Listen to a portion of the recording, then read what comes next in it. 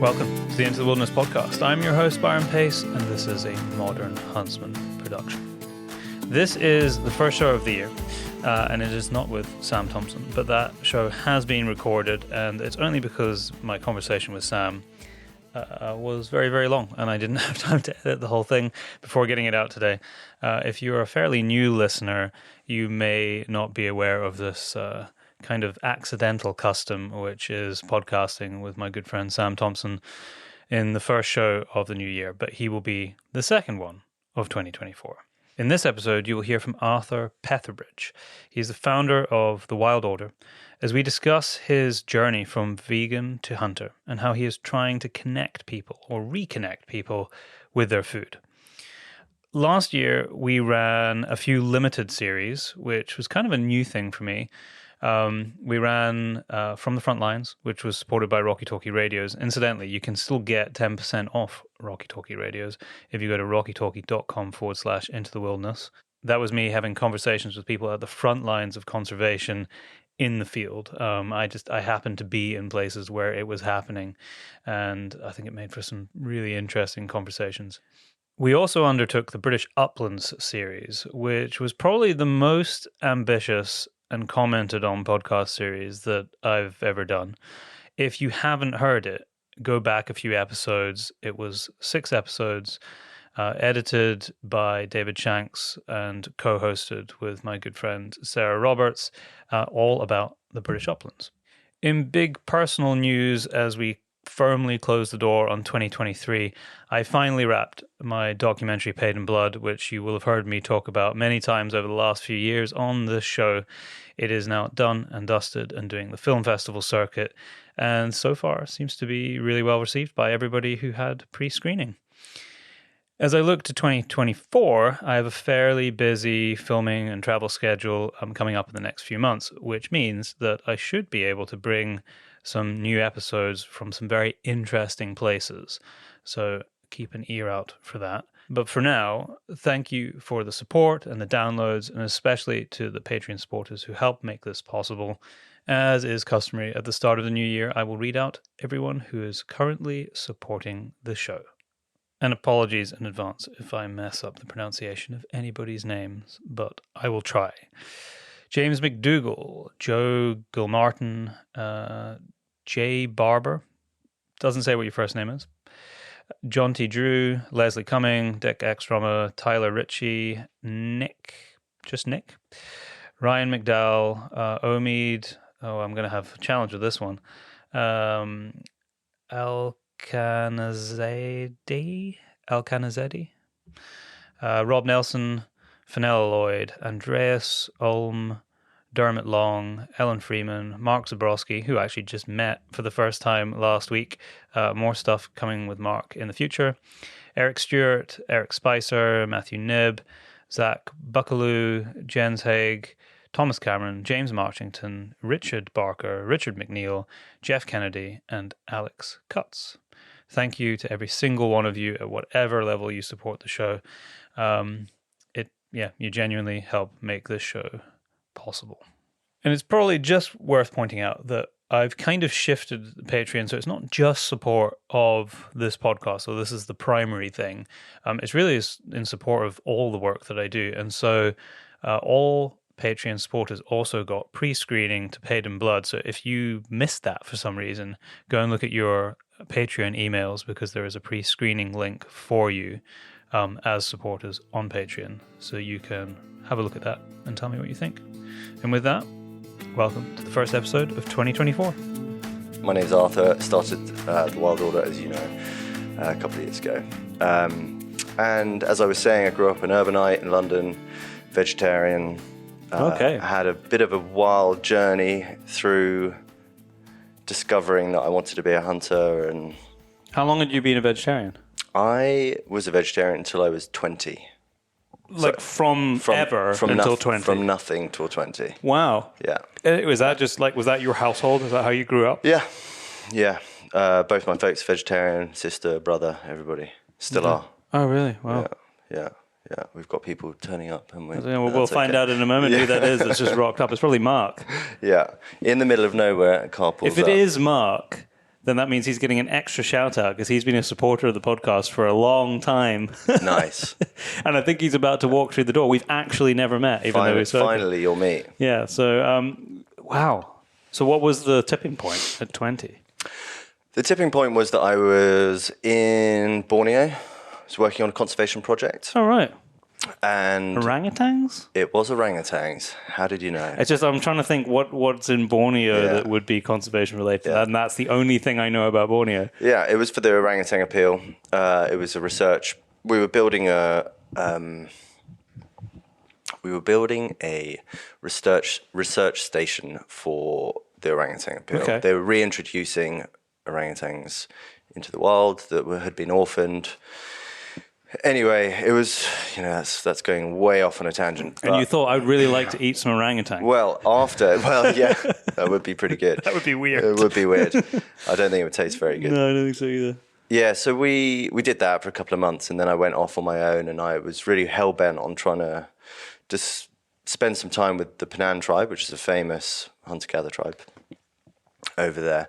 Really struggled to manage that, but we did stay in some quite remote villages, and I say we because I was with a friend of mine called Tom, and we were actually, I think I've talked about this before, but we were actually in this little village called Long Lamai, watching a Manchester United game, as you do.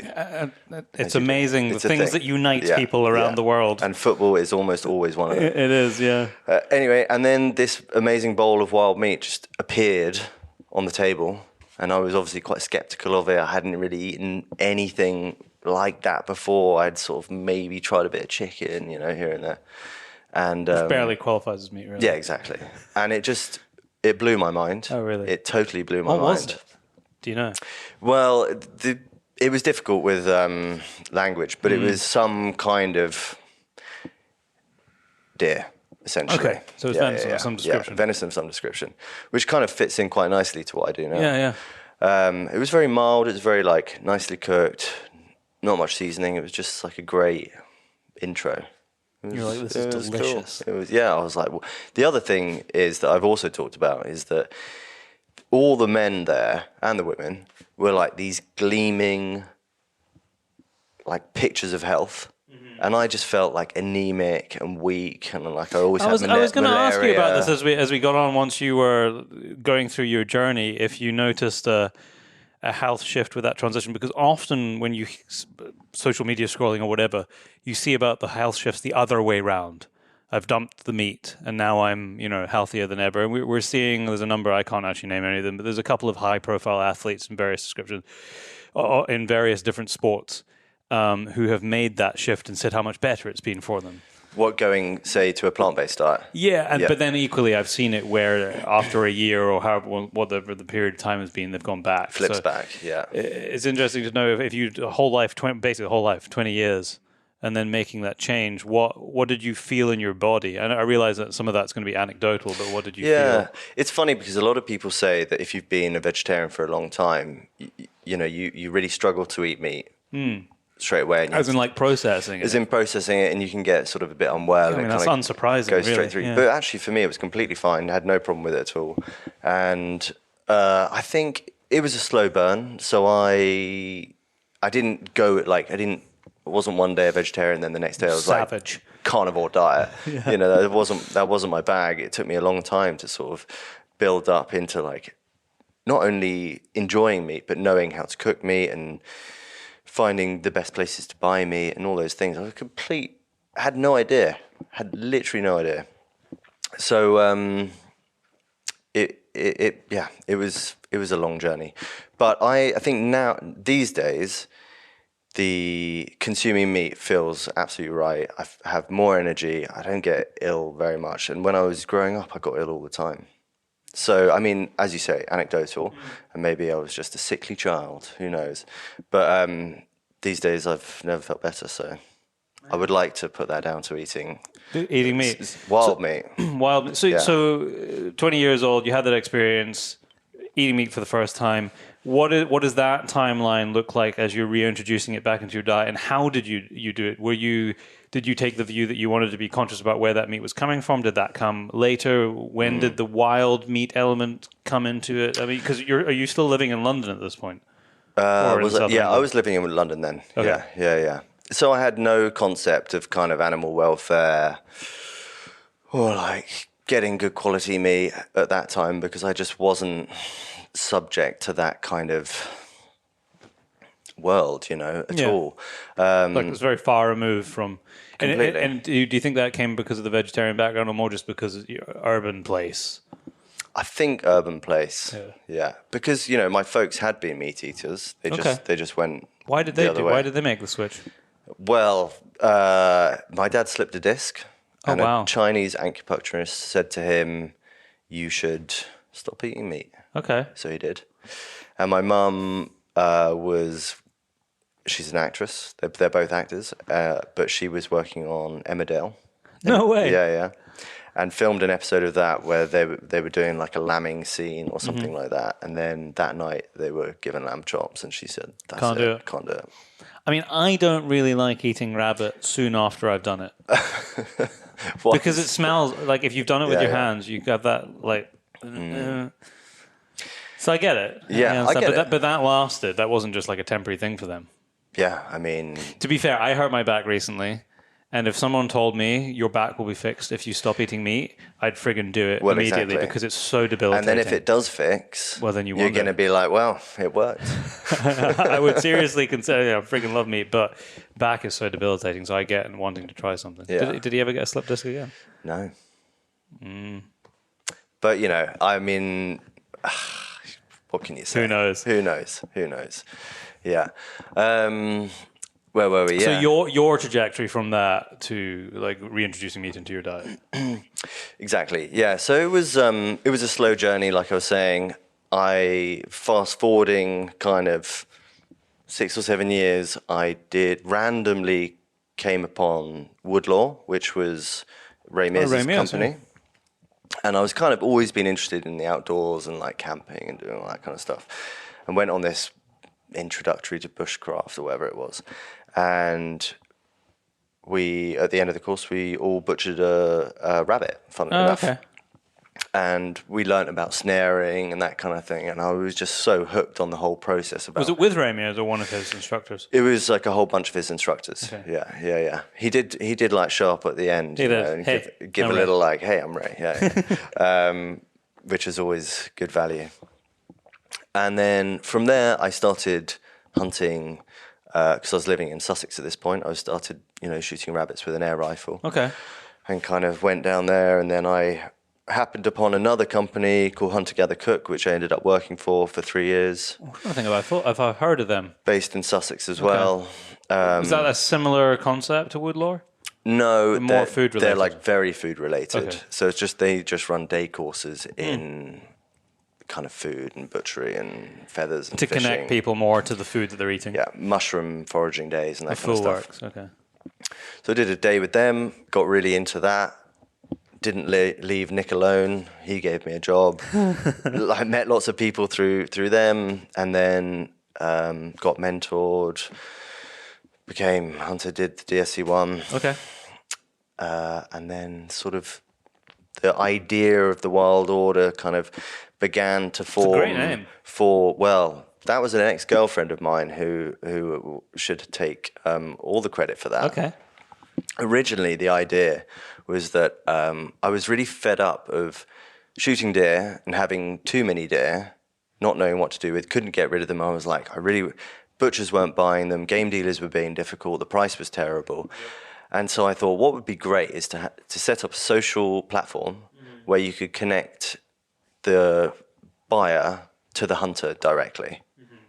And so there came the Wild Order, because you would be ordering wild meat. Oh, no way. So that's how that name came about. Okay. But it's almost more appropriate for what you're doing now. Well, it is, yeah. But what happened with that idea was going to be an app, but it just all the red tape became way too much. I couldn't make it work. So, but interestingly, at the same kind of time, I had met via social media, as we always do these days, Sam Thompson, who's a good friend of yours and mine now. And I called him and I said, I really have this idea about kind of forming a backpack hunt or connecting people to nature through hunting, and I want it to be sort of rough and ready and affordable and all these things. And he said, it's never going to work. It's never going to work. And I was like, okay, well, I'll just, sit on it for another year, which I did. And he called me back and he said, I think we can make it work now, Arthur. And so two and a bit years later, this is where we are now. So explain, you're just about to have a week with guests. Explain what that looks like as the Wild Order and what that experience is. Because you've already had a week this season, haven't you? We've had a week in December, just gone. And we've got 2 coming up. So the week it's all about engaging people in hunting wild food through a sort of educational journey. It's not just going out and pulling the trigger and then like heading back to the lodge for a fancy dinner or whatever. It's about doing the full process. So mostly, I guess, the complete novices. I was going to ask you that. Who are the people? Yeah. Like, who's interested in doing this? The kind of the spectrum of the types of lives that they come from. I'm intrigued. Yeah. So we've had, how many have we had? We've had up here where we are now. We've had 20 people come through our door, as it were, and we've got another 20 to come over the next couple of weeks. Generally, they're kind of urban people living in urban areas, youngish, sort of 30s to 40s, and they are outdoorsy, but not not engaged in hunting in any way. Okay, so a lot of these people have never fired a rifle, never seen. I think we butchered. had one. We've had a couple of ex-military people, so they've fired rifles, but they've never done anything like this. And then we've had one chap called Theo, great guy, who's kind of involved in the world, but not heavily. So everybody else, complete novice. That's amazing. Which is what it's all about. And in fact, this week that we've got coming up, we've got a couple who've been on a previous course of ours in Suffolk that we run in Suffolk, a place called Wickham Vineyards. They've just done their DSC 1. They've really embraced They've applied for their firearms license. They're coming up here. They're installing a gun cabinet. They've like fully, which is like a huge success story for us as like the Wild Order business, progresses. That's exactly what we want. It's all about boosting the image of hunting. That's what it's all about, really. It's all about and how it fits into the modern world, I suppose. Exactly. And hunting in this country, is in the UK, I feel, coming from a non-hunter background, really needs a sort of modernization. It needs to normalization to allow people that weren't brought up in it to be welcomed into it. And when I first started, I thought, how on earth am I going to get into this? It's going to be impossible. And it was tough. It took me years to get involved. And so the Wild Order, and especially the Hunters experience, is kind of like a fast track, fully encompassing course experience into the hunting world, where you learn everything from how to fire a gun on the range, to skinning a deer, to cooking a heart or a loin or whatever it is. So hands-on cooking elements are within the week? Yes. Yeah. Okay. Yeah. So the days are mostly, if the weather allows, the days are just people are out on the hill or in forestry blocks, stalking, sitting in high seats, doing that kind of thing. And then in the evenings, we go to the larder and we'll do lardering deer. So actual process. So finishing the gralloch from the hill. Yeah. In skinning? So we do the sort of lardering process, taking all the data that the estate wants to gather, and then we'll leave the deer to hang for a while, and then when all the guests are there one evening, say on the Wednesday, we'll do a skinning workshop, and butchering the deer into their primal cuts. Oh, amazing. You do that all in the big larder? We do all of that in the big Okay. larder. And then from there, we chuck all that meat into a big cool box, bring it up to the lodge, and leave it in the cold store. And then the following night, we'll do full seam butchery workshops. So they'll be breaking down haunches into the 8 muscle groups,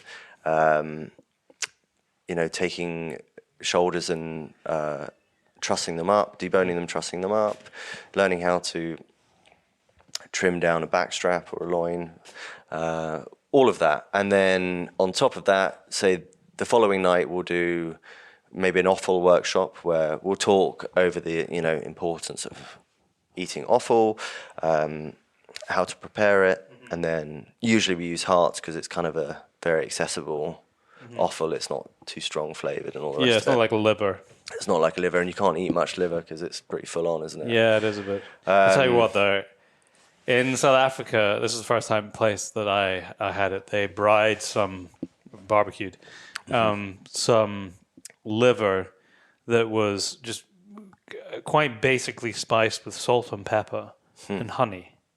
Honey? On the fire, on an open flame. Fresh from the kill. Fresh from the kill, from that day. But it was cut into quite thin strips. So, like you would cut halloumi cheese into strips and cook it like that. Oh my goodness. What was it from? God, I'm having to think back. I'm talking, I'm like 19. If I'm thinking back to the first experience, I think it was probably it would have been from some small, either probably an impala or a springbok. And was it mild flavored or? No, I mean, it was livery, but not, that kind of iron, really quite strong iron edge that liver can have sometimes. It didn't have that. And I think it was the honey cutting through it. Honey is a great shout. Yeah. We'll have to steal that. So try that. See if it works. Well, so we do this heart workshop. So we talk the guests through how we like to prepare a heart. And then they all have one, and they all do the butchery process with a heart. Put them onto skewers, and then we have barbecues outside. Oh, really? And they go cook them as their starter for their dinner. Oh, amazing. Which is great. And it really is something amazing about, as you know, I'm sure, when you put people around a fire, like everything changes. But when you put people around a fire and they're cooking, and then they've also had a hand in, either getting those hearts or, butchering those hearts, it just changes the way people look at everything. Totally. Because it's really engaging in the process. Yeah, it is. And that's kind of the most important thing about the Wild Order. It's like you're not just pulling a trigger, you're learning how to make the most of what you're going out and getting. The experience. And it's all tied into respect and the full learning process of what, you and I probably now take for granted that other people are just, blows them away. It's all a new experience. Yeah. How do you find that the people who come on these experience weeks then take that back into their normal life? With the exception of like the couple that you said have now got their gun covered and are applying. And there might be a bunch of them who are maybe never going to do that. I don't know, because I've actually never met any of them. But being able to, now they have this deeper connection with their food, what are they doing to put that into their day-to-day? Do you know? I guess you probably have follow-up conversations with them. We do. And I think some of them probably slip back into their lives, and it was just a great experience for them. But I hope that a lot of them go back to their lives equipped with just more knowledge in many ways. So we talk a lot about venison, particularly, but also just other kinds of meats, and the importance of like if you're going to buy venison, procuring your venison from a good source, as opposed to going to Tesco, which is farmed venison, as is Waitrose. Is it? Yeah. So I recently... you very rarely see it in there anyway, but I've never bothered to look where it came from. So I wrote like a very short podcast recently on this, and blog on this recently.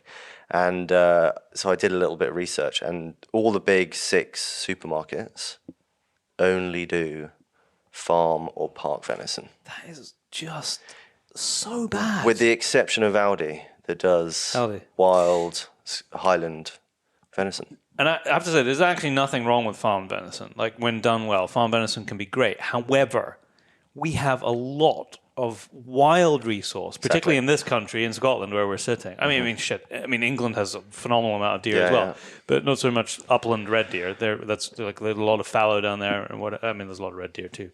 But we in Scotland have a huge resource that we actually are struggling to work out what the hell to do with it. And the price is terrible. I did not know, and it would be intriguing to find out why. Well, interestingly, I won't name the estate down south because I'll get in trouble. But somebody I did a DSE2, my personal DSE2 with, now works on an estate down there, and they cull for Waitrose, park deer. And apparently Waitrose put an awful lot of money into market research, as you would imagine they would, and the consensus was that the general public were happier to buy park or farmed venison than wild venison, because it was like, oh, well, we're not shooting little Bambi out in the wild. I doubt those people are, only because they've been asked the question, are they making a call? Because I didn't even know that, because I've never bothered, because I don't buy venison, obviously.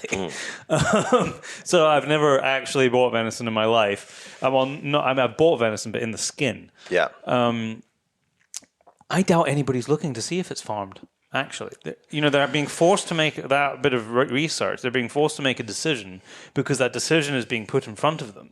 But if there's someone who's making a choice to buy venison, they probably don't even know the difference. Just like, well, venison. Yeah, exactly. That's fascinating, though. So I think that's probably why. Sad. Yeah, but going back to your question about our guests, so one of the things that we also do is that every guest that leaves our experiences, whether they're in Scotland or Suffolk or Sussex, have the opportunity to take home a big bag of venison with them.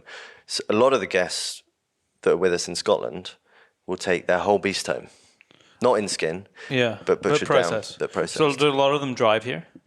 Pretty, all of them drive here, apart from a handful that will fly, but they'll rent a car. Okay. Yeah. Can they take venison back on the plane? We have had some people fly venison back to London. I don't think it's an issue. It's fine. It's fine Inside within the country. Yeah. I think if you're, you probably want to vacuum pack it or something. which we do for them. You do. Yeah. Oh, perfect. Yeah. It's an arduous task, but we do it.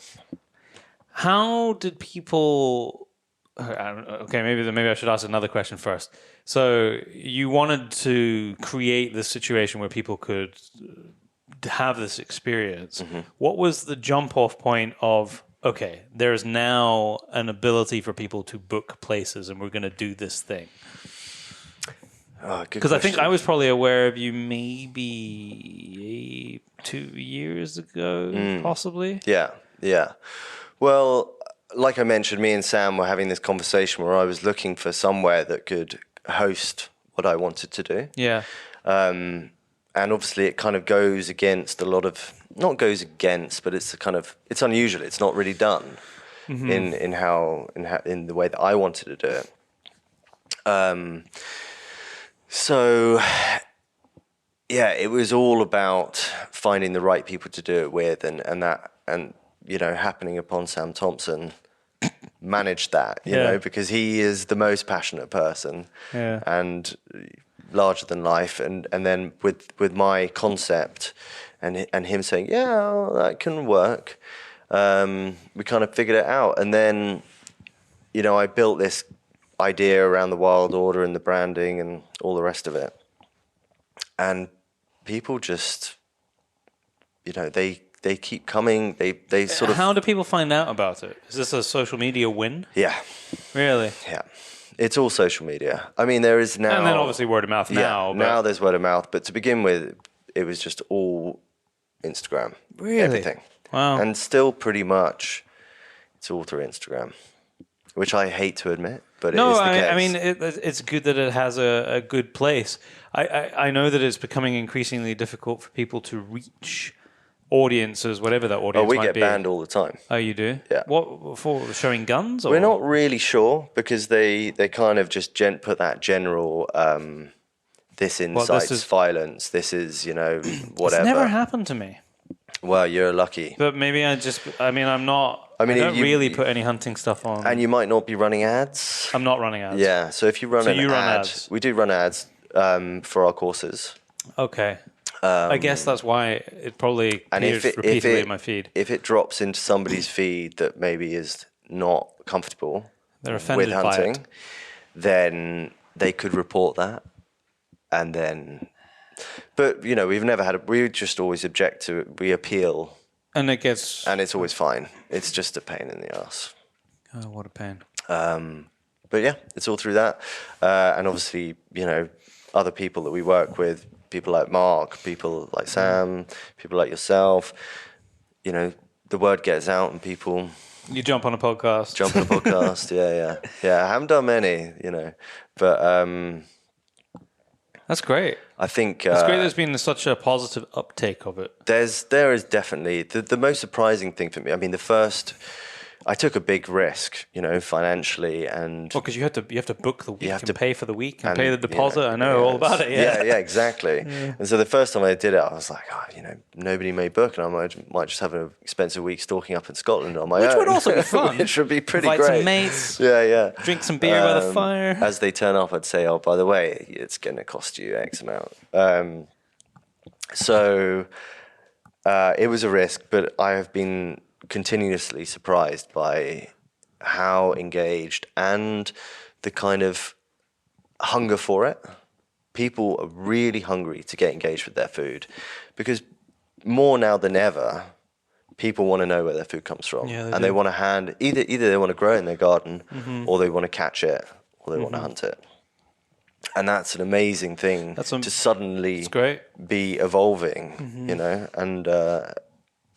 I think there's a huge move away from kind of, that cheap shit stuff that people call meat in plastic in the supermarkets,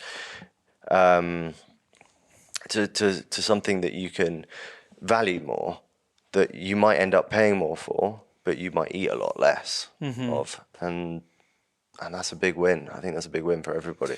Well, maybe now that you might have thought of this already, but maybe now that you've got this bigger baseline of the courses, maybe there is a place to start the wild order, the original wild order, for those people who, all of those people who have been on the course, if they've had a great time and they now understand it more, probably do want to eat more wild food. Yeah.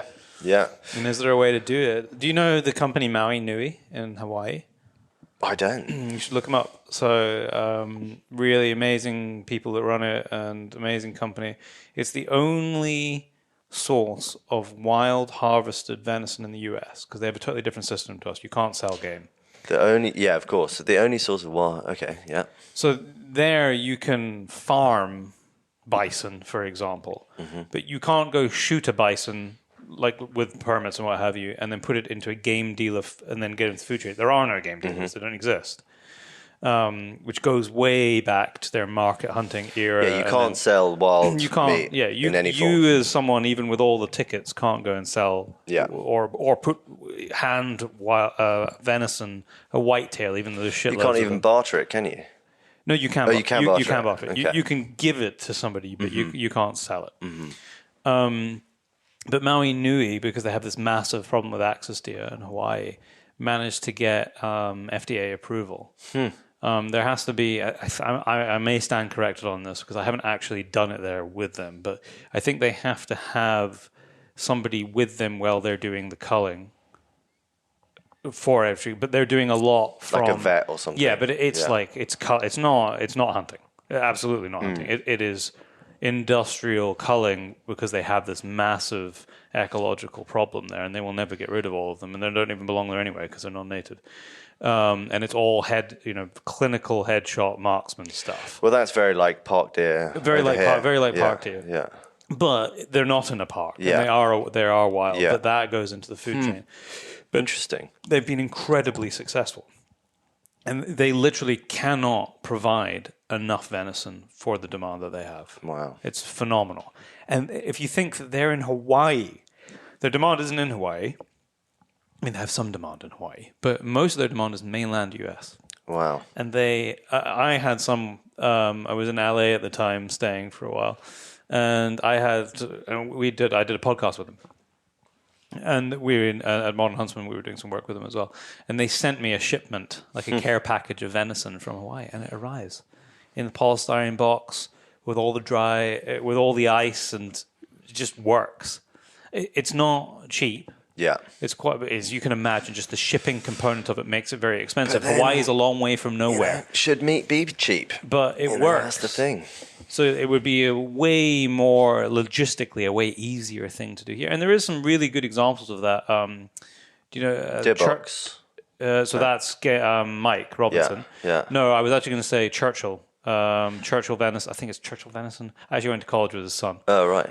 They're over by Dunoon way, so west coast of Scotland, and but very similar to Dearbox. You can go on their website and you can order venison, and they did it. I had the opportunity to hunt there many years ago.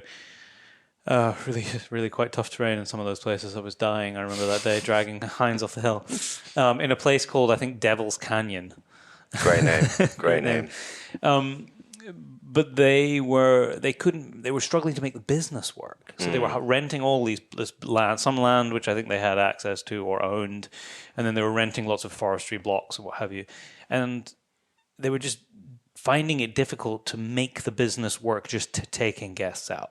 And then you can say, well, like how a lot of estates function, where you take guests out and then you sell the carcass, like we've been talking to a game dealer, and then you get paid fucking nothing for it. All of the value is in the value add on the venison. So they took that business like, well, let's not do this. Let's take a huge risk. We're going to build essentially a processing plant, which has got bigger over time. And then you have to employ a butcher, eventually full-time, and they process that, and you have to get people to go to a website to go and order the stuff or have it in local food shops. And there's nobody that lives in that part of Scotland, so it's not really passing tourist trade, so it has to work online, and it does, and they've been very successful. That's great. Which is awesome. Those stories really fill me with like great confidence. Yeah, but you should have a look at their website. If you just Google Churchill venison, you'll find it. So the original idea, it's kind of off the brand now, but the original idea was to connect a hunter with somebody that wanted venison in the local area, so it kept it very the provenance was very. I got it from 3 fields over from where I live on the edge of the town. But it got into all sorts of complicated issues with kind of because they can't sell it without all the tickets. Well, there is the small. There is the hunter's exemption. What's a hunter's exemption? The hunter's exemption is part of legislation in the UK, which means you can sell small quantities of venison direct to the consumer. I don't think I knew that. But without any... Really? What does small mean? Well, and that is where I couldn't get over that, because it's such a grey area that I thought, well, we're gonna come up against something, and it's gonna be a nightmare. And then I was like, well, we're gonna have to have small chiller units all dotted around everywhere, and it just all got very complicated. So we cut that off. Can you put your arm just on the other side of that cable? I can. Thanks. Yeah. Is it rubbing? It just makes a noise every now and then. It's such a shame in a way. It's a good exemption, that, because you can. In skin, you can sell a whole carcass. A whole carcass, obviously, but in small quantities, you can have it processed. Have you had anything to do with Mike and Dearbox? Or no, you just know about it. No, I just know about it, and I just I think it's an awesome. He does a lot of cool stuff on social, actually. Yeah, he's always doing cool stuff. He is doing good. Did you see him riding a tank last week? He's been on the podcast before. Has he? Yeah, quite a while ago. Yeah, it's a great setup. I love. I'd like. You want a tank as well? Oh, I would love a tank. Yeah, it'd be great. But I mostly just, I really respect that business. Is just so. I know he's got restaurants and all the rest. Yeah, of it helps a lot. I think he's been around a long time. Yeah, but it's just great to see lots of people doing things for the image of being outside and getting your own food and making sure that going back to sort of boosting the image of hunting and not being, a dirty word. And certainly, like, not so much up here where we're in Scotland, people understand hunting and the need for it. But where I'm from, down south, below London, you tell somebody that you're a hunter, and they're often the immediate reaction is a negative one. We need to go back to butchers that hung stuff in the windows, in the skin, Yeah. or maybe not even in some of the stuff was they in the won't skin, in the take it in feather. skin They won't now. take it in, Yeah. but at least full carcasses, because it kind of normalizes the fact that this comes from something, rather than it just being this nondescript blob of bleached white chicken breast. Exactly. But I know, and I've met people like this before, and this is no real negative comment on them. It's more a function of how where society has got to, where they do not, they eat their meat, they eat meat. They don't like handling meat that has any indication that you can tell that it came from That it was living once. that it was living. Yeah. So even like a leg, chicken leg, or a whole chicken is a problem, because a whole chicken with its little wings and the nightmare. Yeah, well, this is where it comes back into like the disconnection, and I really feel like there's a growing disconnect between what we eat and whether that's like because you've just picked up a pack of broccoli in plastic or a load of bacon. It doesn't really matter what it is. It's just everybody's so busy now that we're just so disconnected from like how our food is grown, where it comes from, and part of what we try and do at the Wild Order is like bring that round and make sure people like actually know what it smells like, what it looked like, how it lived, and breaking down those barriers. And that's a huge part of it. And it's not, I mean, it's really not just about going and killing stuff. It's about being out in nature and like looking at deer and looking at a different way, being in awe of them, and knowing how they live, knowing where they live, and then if you're lucky enough, you might take one off the hill, and then you can really have great reverence for what you've done and the sacrifice in every respect for the people who do it to put that food on the table, but also it is a life that is lost at the end of the day. And I don't even think it's necessarily in my mind anyway, it's absolutely not about getting everybody hunting, but it is about getting everybody to understand that connection, even beyond a wild food resource, because we can't possibly sustain the world with wild. There is always going to be agriculture. We don't want everybody hunting. Well, it wouldn't work. There isn't enough space for everybody to do it. But a greater understanding of food connection. It just so happens that I think the deepest one that you can get is either through. Well, actually, no. I was going to say is through wild resource, but I would say that there are people who I know with deep care of the husbandry of animals, which I would say are equally on a par. Absolutely. It's being lost, I think, because of the big-scale, mass commercial agriculture. But if you find, those right farms and those right places that produce produce, and they really care about the animals that they're looking after, and they could walk into one of their small chicken coops and tell you within a second that there's something going on that is not right with health, and they need, I don't know, some flea powder or something in some medicine in their drinking water or whatever it might be, and they can tell, not because they had to call a vet in, but because they have husbandry. Yeah. That's a different kind of person, and we're losing that, sadly. I mean, in a huge way, and we've been losing it for a long time. I also think it goes beyond meat as well. It goes to say foraging mushrooms, which is obviously a growing thing now.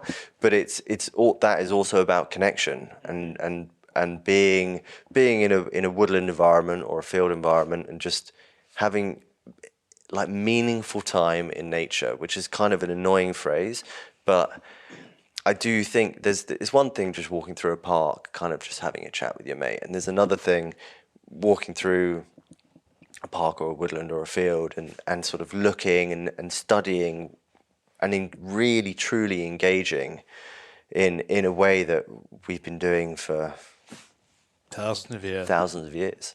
But not so much in the last 100. Well, not since World War II. It's just amazing how long all that knowledge took to build. Yeah. But how quick we bloody lost it. Yeah, it only takes a generation.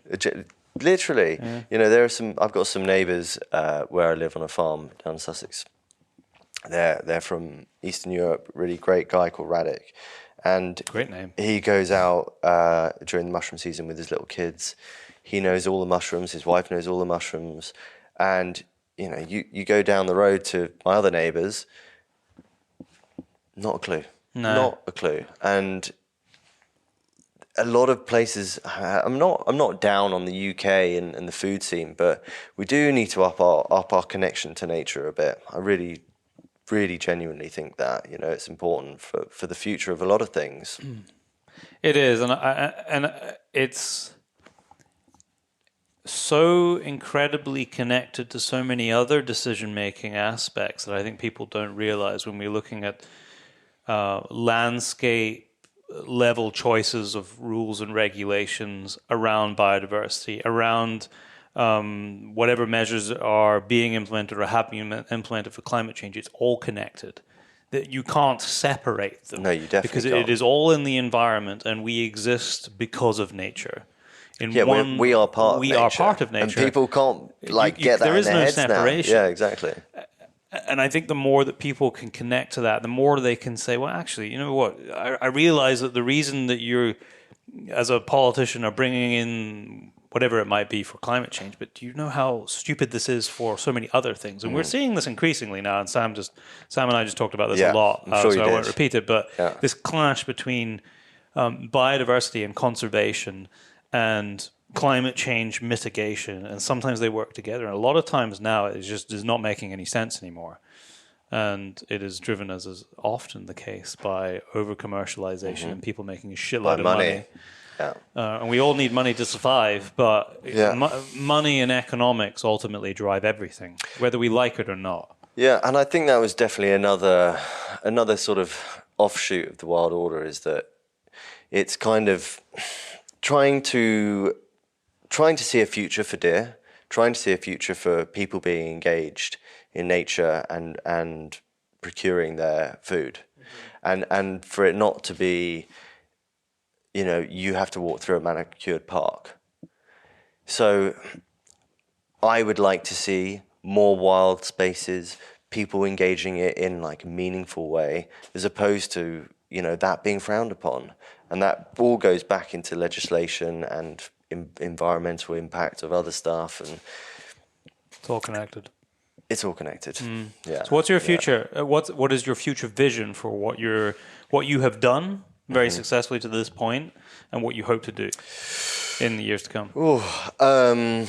I mean, it's grow, I suppose. Yeah, grow. I mean, it's been a whirlwind. Honestly, we've kind of gone from nothing to suddenly people are engaged, and we're kind of it's feeding a beast in a way, which is great. And but I'm really passionate about sticking to my original idea, which is affordability, diversity, engaging people in nature, and making everything accessible. And I do not want to stray from that. It's so hard. Yeah. When you try to scale something, you get to that really hard crossover point where you have to start employing people because it's physically only 24 hours in a day. Yeah. And you can't work all the hours in the day. Yeah. And then as soon as you employ someone, you got to make some more money to be able to pay them to be able to grow it to get more people in. So I know it's a real challenge. So I know it's a real challenge. It's not easy. Yeah. And to stay true to the original mission. Yeah, exactly. I'm very lucky because I've got Alex and Matt, who are amazingly passionate about what we do, and they work hard, and we all work hard, and they don't always work hard for much money, but hopefully that will change at some point. We've made a lot of friends this year. Mark, the Spartan people. We've got some thermal people on board, which all helps. A big goal for 2024 is to launch our scholarship scheme. So that people can come in even if they don't have the resources? Which we will have, hopefully on every experience and course, we'll have one fully funded place. That's fantastic. Well done. We just need a little bit more backing, and then we'll launch that. We've just started working. Well, it's not quite confirmed yet, so I shouldn't mention the estate. Okay. But we've just about nailed down an agreement with an estate on the West Coast for what we're going to call our adventure series, where we'll be doing free diving for scallops. Oh, amazing! I love that. Lobster potting, hunting wild goats. Okay. Bit of You've narrowed it down a bit there.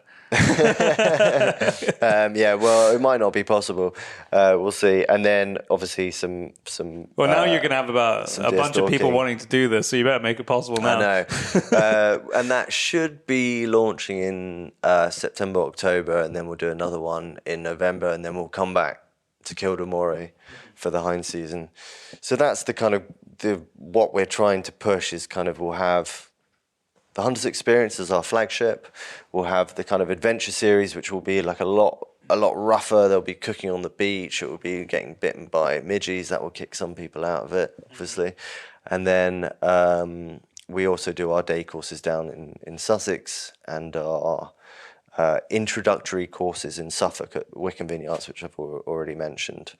So and obviously we can't scale up our courses too much because it's just not possible without losing quality. Yeah. So it's a good question, one that I can't fully answer right now, but I think just growing within our ethics and within our means, and just keeping the quality and keeping, people keep coming back to us, and that means a lot. And I guess we'll just see what happens. Well, congratulations for what you've done so far. I think it's fantastic. Thanks. And I hope your next 2 weeks are as fruitful as the last week that you had. Yeah, me too. And the weather holds for you a little bit. Just so that well, it's not looking raining good every day. It's looking good, but we'll see. And it's been great to meet you. Man, good to meet you too. Thanks very much.